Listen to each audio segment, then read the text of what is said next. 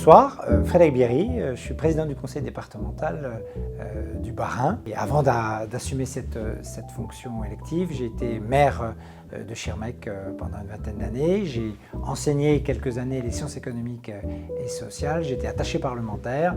J'ai l'engagement dans les tripes et dans le cœur. Et c'est ça qui a motivé ma volonté de m'investir dans la politique, dans la vie publique, pour servir les gens, pour porter des politiques publiques au service du développement de nos territoires, pour faire en sorte aussi que la démocratie soit vivante. J'ai commencé d'abord par faire un bac économique et social qui correspondait à mes pôles d'intérêt. Ensuite, j'ai fait un DUG, administration économique et sociale, et après une licence et une maîtrise en droit privé qui correspond aujourd'hui au master. C'est ça le parcours que j'ai opéré. J'avais essayé de faire sciences politiques, mais je n'ai pas été reçu au concours. Je me suis vengé en m'engageant dans la vie publique et en montrant que même parfois, sans les examens, on pouvait réussir dans son engagement.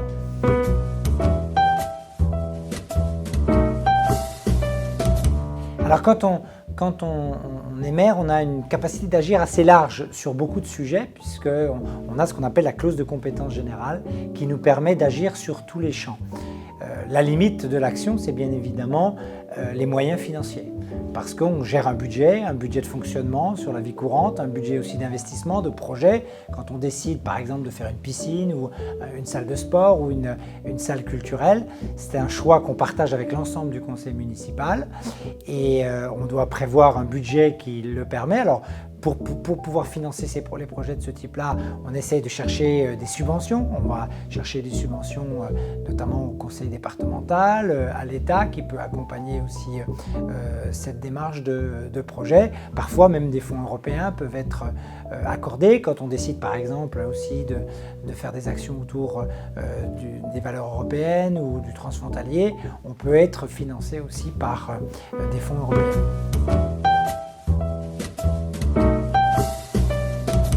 Alors, j'ai eu la chance d'accompagner un député qui s'appelait Alain Ferry, j'étais son attaché parlementaire, c'était mon travail pendant une vingtaine d'années.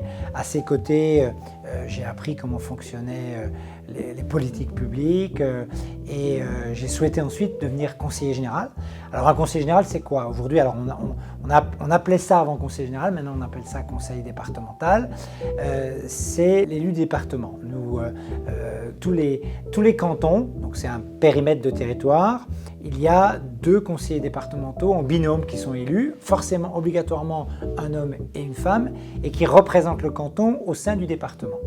Et le département, quel est son rôle?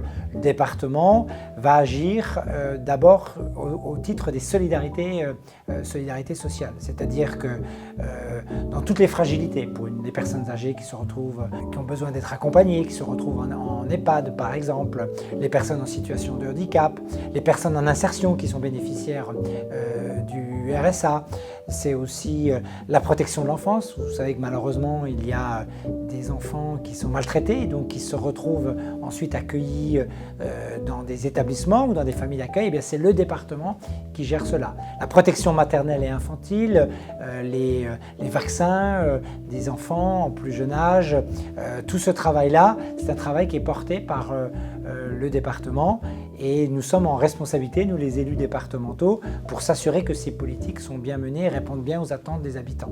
Notre volonté, c'est qu'on rende un service public de proximité, notamment pour aider les plus fragiles, mais aussi pour soutenir tous les territoires. Nous avons dans le département des territoires urbains, avec des villes, mais aussi des villages. Et selon les quartiers ou selon les villages, il y a d'autres problèmes ou problématiques. Et bien, notre rôle, c'est d'essayer de trouver des solutions pour que la vie quotidienne en Alsace soit la plus agréable possible.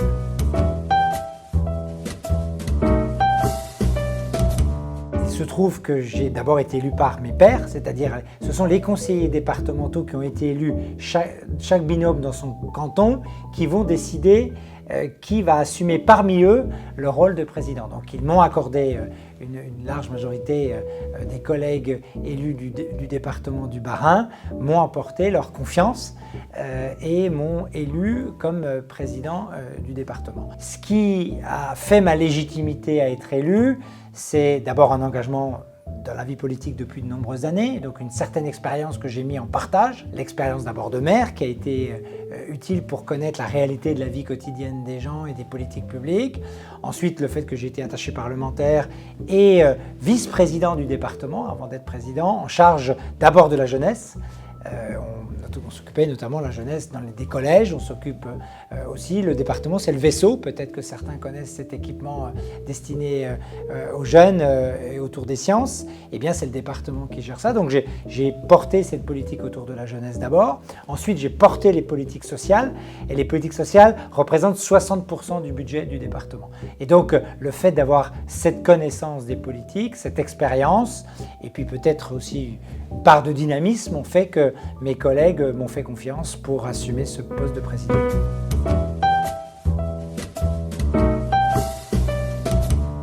Moi, ce qui m'a permis d'aller vers l'engagement politique, c'était d'abord l'engagement associatif. J'étais très investi d'abord dans le football, donc, qui a généré chez moi des liens de fraternité, une envie de servir.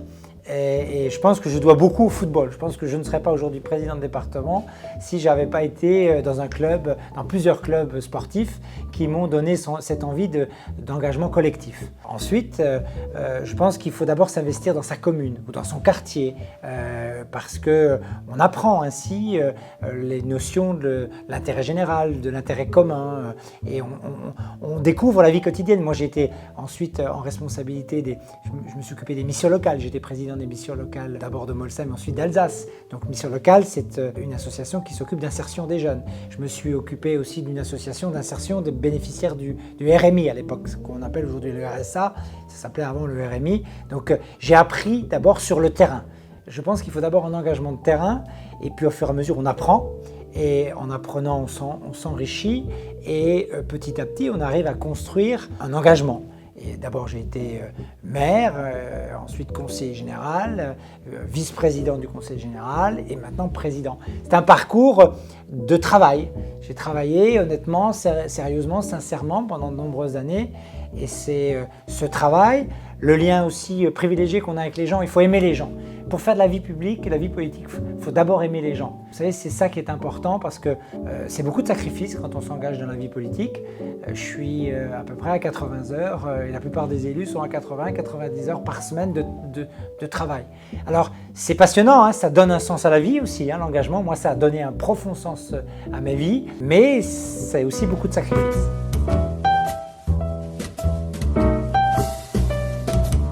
Eh bien, vous êtes jeune. On a besoin de vous, je veux dire, l'avenir c'est vous qui allez le construire pour notre territoire, pour l'Alsace, pour la France, pour l'Europe. Donc engagez-vous, impliquez-vous, apportez vos envies, n'ayez pas peur, sortez de votre zone de confort, tentez des choses. On a besoin de jeunes générations qui s'impliquent, c'est comme ça qu'on pourra relever les défis de l'avenir.